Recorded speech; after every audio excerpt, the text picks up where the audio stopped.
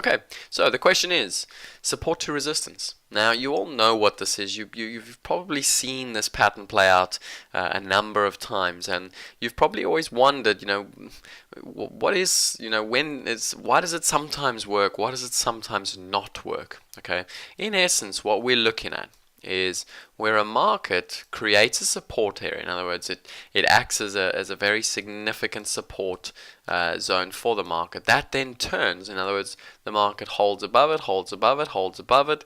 Eventually it breaks, and then it turns the support into new resistance, and then the market starts to use it as resistance. Okay, we call this support to resistance. Now, you would have seen this pattern play out a lot, and for the sake of avoiding, the cliche of, it's simple, you just sell it there and buy it there, I'm going to teach you rather how to identify when something is traditional, when something really is actual support and should become resistance. That way you're learning something from this rather than me just drawing silly graphics and, hoping you're going to learn something. So, the important question to ask is, what is support and resistance? Okay, and this is where most people go wrong. They don't understand what support and resistance is. Okay, support is not a line. Resistance is not a line. It's not just some line you put at a price and there's support there. Okay, support is where buyers, okay, listen carefully. So support is where buyers interact to hold the market. In other words, they are buying at a price point. Right? They're interacting, whether it's aggressive sellers, whether it's sellers that take profit the minute it gets to them, whether it's initiation. The point is that buyers interact at that price a number of times, multiple times, not once, not twice, multiple times. Okay? The more interaction, it's the rule of thumb, the more interaction you get at a support level, okay, the more important it becomes. Right? Why? Because of the psychology of once we break back down below that area. Now, note, it's not a line. Support and resistance is not a line. It's an interaction. Okay, it's buyers interacting at the support, sellers interacting at the resistance. Okay, now note, with this strategy, it always gets tested. Now, it's once we break down and that support is now gone, it always gets tested. And this is the real key. So a lot of the time what happens is we panic in and we start to sell too aggressively in fear of missing the break.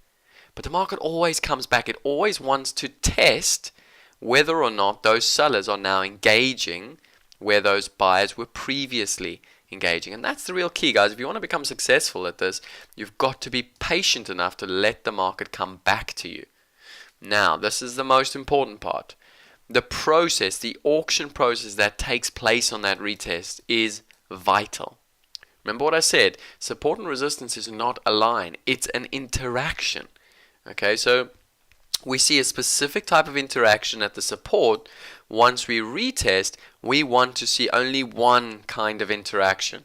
Okay, we call this a key auction reversal. Okay, and it's one of the 10 strategies dealt with in the footprint course, and I'm going to show you what it looks like right now. Okay, so let's get a chart up and let me show you what this looks like on the charts. Okay, so we're going back to the 5th of September in the WTI oil. Okay, so this is the oil market. You can see this is a 30-minute chart. All right, now to understand the support, we've got to go back and have a look at the 30th, the 31st, and the 4th of September. Now, if you're trading the WTI oil, right, I know a lot of the traders at Axia, including myself, we're all trading and playing for the breakdown below this 69.53 to 69.64, and that's why you can see these three brown lines. I'm going to extend that for you. Okay, so you can see a number of times, once, twice, 3 times, 4 times, 5 times, 6 times, 7 times, 8 times, 9 times, 10, 11, 12. So 12 attempts at this area from 69.53 to 69.64. 12 attempts to try and break lower. The market then springboarded and we aggressively rallied again. Okay, so we can see this market has a significant area of support here. Not because I say so, not because of the lines, but because of the interaction that took place. Sometimes there was no real buying, but sellers couldn't initiate below this. Sometimes there was some very aggressive buying. Sometimes there was, very aggressive reversals. Sometimes there was nothing going on. The point is, buyers continue to interact in that area, continue to absorb in that area, continue to hold the market in that area. Now, the market finally breaks down. Now the first key thing to understand is that when we do break below that area, we do need to see volatility, i.e. note the range expansion. So I'm going to open this up a little bit. Okay, so notice the candle, nice full-bodied candle. So there's the interaction. That's telling us there was an interaction finally below that area. Okay, a couple of longs being stopped out, but in essence it's telling us that support has now been broken. Okay, we can confirm that obviously with the volume. Okay, notice nothing going on in terms of volume, low volume, and suddenly a spike up to 23,000 contracts. Right, we then get the continuation. So the breakouts occurred. Now, this is where a lot of traders go wrong, is they try and sell here too aggressively. Don't. Let the market come back to you. So, the market comes back. First time, it tests. Auctions off. Okay, nice strong auction reversal there. Note, as we go in, we come out. So, nice V-shaped type reversal. Right? Market comes in a second time. Again, a little bit more absorption. Right, this was obviously at 2 o'clock in the evening, so unlikely to see very strong auctioning there. Why? Because no one's trading. And then the real key one, and this is what sort of stood apart, okay? We had a little bit of a rally again the next day. We rallied from 68.75 back into that area of support previously, and notice the auction reversal, okay? Very, very aggressively. And that's the real key, guys. That's telling us the sellers were engaging in that area, not once, not twice, but 3 times. Okay, so support has now turned to resistance. Let me show you what this looks like on a footprint chart. Okay, so this is obviously, like I said, this is the 5th of September, and we can see this is the breakout. Okay, so on the footprint, we can see the breakout. Note, and this is a term you'll learn in the footprint course, note the imbalance. Okay, so no buyer, just selling. Okay, market auctions lower, and a couple of hours later, note what happens. Okay, we come back to these 57s. I just want to get it to there. We come back to the 57s, 46 lots trades, and the market auctions off straight away. Okay, and I'm going to take you further on in the day and show you the key auction reversal. Now, this is the first strategy dealt with in the footprint course. I did show you guys one of these a week or 2 ago, but this is what it looks like. Okay, so the market comes up here. Notice the volume. Very aggressive volume, large absorption taking place by the sellers. The sellers finally, you know, they just take everything the buyers are willing to give, and once that buying stops, right, we get not just an outside 5-minute candle. Okay, each one of these is obviously a 5-minute rotation. We don't just get an outside 5-minute rotation. We then get, notice the delta. We then get the interaction. So sellers say, I'll take everything you can give to me, i.e., absorption at the top, and once the buyers stop, the sellers say, okay, now I'm going to actually start selling more because I need to get this order done. And that's the key. That's the key auction reversal there. We can see the market drifted off all the way. I mean, we had a good, it was effectively the low to high of the range. We went from 69.57 all the way down to 68.70. So a good 80-90 tick reversal in a space of 20 minutes. Okay, and you can see the volume pick up, almost 50,000 contracts in 15 minutes. And the delta went from positive 1,200 to negative 6. Okay, now that's our key auction reversal right there, guys. And it tells us now this area of 69.57 to 69.64 has now turned into resistance. That is the key for oil. You need to keep an eye on that area. If we ever do get back up there, it's likely to keep offering resistance until it fails. All right, now the next part of the stream I want to turn to is the breakout. Okay, because I said to you had some really good trading going on on the 8th of September. So we know we've got that key auction reversal, right? One of the things we deal with in terms of, strategies is not always about just executing the strategy. It's also about taking the information of what the strategy means. In other words, a key auction reversal doesn't just tell us that, the market's found some very aggressive sellers. It actually tells us that the market is likely to continue with the trend. And that's what we got on Thursday, the 6th of September. And this is this move here. Okay, so what I'm going to show you is what this looks like. In essence, what we were looking for was we had a breakdown of this. I don't even want to call it a trend line. I mean, I can put it in for you guys. But in essence, we had a little bit of a break of this, higher-low formation that was occurring. And we did get the break below the previous week's low. And that really ignited, we had 48 or 55,000 contracts traded in 5 minutes now. In half an hour. Now, if you don't think that's a lot, guys, it's a significant amount. It's a complete standout amount of volume, and that was the move that we were all playing for yesterday. It's not just necessarily the break below the trend line, but it's a continuation after we had that key auction reversal. Okay, and we can see we've got a nice move from 68.50 all the way down to 67, a good 150 tick move to the downside. Okay, now the important thing is not just to talk about it, all right? You've got to be aware of it. So a strategy is about, understanding the information, but then the real professional traders, the real solid traders, the real, what I like to call badass traders are the ones that ultimately have the timing perfected. Okay, and this is where the footprint chart is so extremely useful, because it helps you with that timing. It kind of gives you a hint as to when you should be ultimately engaging with the market.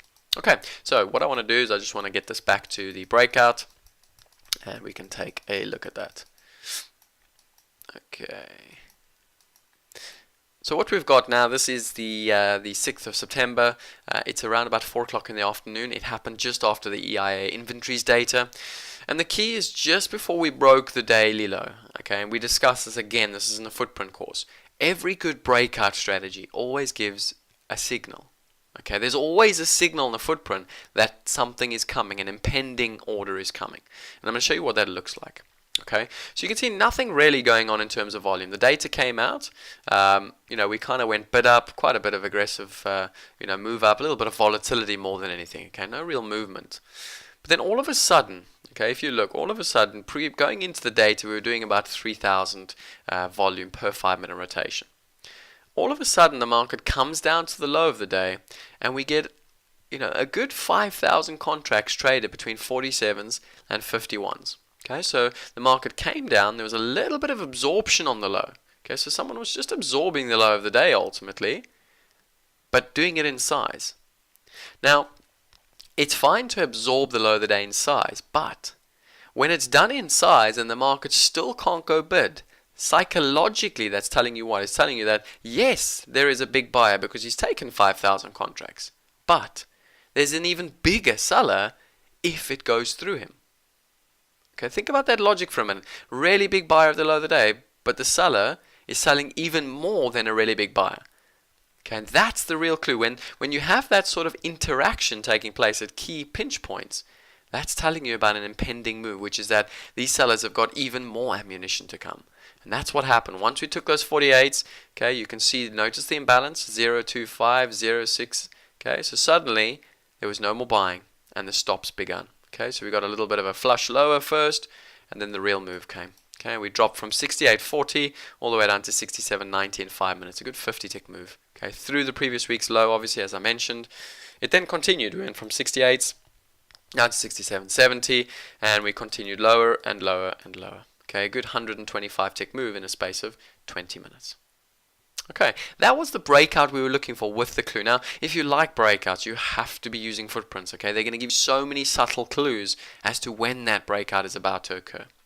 Now, what I want to talk about, and it's the last strategy I spoke about, is what we call an elephant. Again, the strategy is dealt with in a footprint course, but the low of the day, in essence, was an elephant. Now, if you're watching the CL ladder, which is the WTI oil, all right, I actually remarked to the guy in the office, look at the 400 lot orders on the bid in the oil. There was one at 67.00 and there's one at 66.95. Okay, market came down, took his 400 lots, but he reloaded for another 330. Okay, we call this an elephant. We call this an iceberg order. We call this, effectively a buy order, which is where the market comes down, it trades the size, but there's more sitting behind it. An elephant. Once the market realized that elephant was there, we obviously had the sellers back off. Okay, the sellers gave up completely and the market suddenly did an outside candle off the low. Okay, now when you get an outside candle off any extreme point, that's telling you be cautious. Okay, we got to move from 67 to 67.25 off of that elephant, and the market then continued. All right, we then had a shallow pullback and the market rallied an entire $1. So 100 ticks, guys, the market rallied off of an elephant in the market. Now, what I'm not saying is whenever you see an elephant, you're going to get a 100 tick move. It's not that straightforward, okay? This was a very much an outlier. It's a pattern I've added to the collection, but it's very rare to see that sort of a reaction. What I am saying is that the market had driven from the top of the day to the bottom almost 260 prices, right, which is very extreme. So the market was looking for a reason to bounce. If you were looking for a reason to be long, that was the only time to be long. Was when the market told you that it was time to be long. There's a real key lesson there, guys, is that a lot of the time we would have just been trying to catch a falling knife and trying to buy it in random areas, random price levels. Rather, let the market, let the buying interaction tell you that they're buying it, and then buy it. Right? That way, you know where your stop is. Okay, your stop sits below this buyer now. Right? Equally, you know that you're not just taking unnecessary risk. You're allowing the market to tell you when to access it, in essence. And that's what makes the footprint tool powerful. It tells you when to buy and when to sell. Okay, it tells you this is the right time, this is the right time. That way you're not taking excessive risk. That way you're not sitting in trades for 6 hours hoping it'll go where it needs to. Okay, the real key to trading and being successful in futures is being able to leverage, and the only way you can leverage trades is by minimizing your risk. And the only way you minimize your risk is by buying and selling at the right times. Okay, so that is our key takeaway. If you do like any of these strategies, whether it's the key auction reversal, whether it's the breakout play with that signal I just showed you, whether it's the elephant, every one of the 10 strategies in the footprint course is covered in great detail. Okay, I'm just going to go back to that grid. We cover every one of these 10 strategies with video analysis, with 5 or 6 different charting examples. It gets explained in terms of why it works, how it works, where the risk is, where you're targeting. Every single one of these is explained in great depth in the footprint course. Okay, if you like the footprint tool, this is a massive investment, in your trading education. And again, like I said, this is my number one tool. It's helped me as a trader to become a lot more successful at the timing of my execution, but also confident in utilizing size at the right time.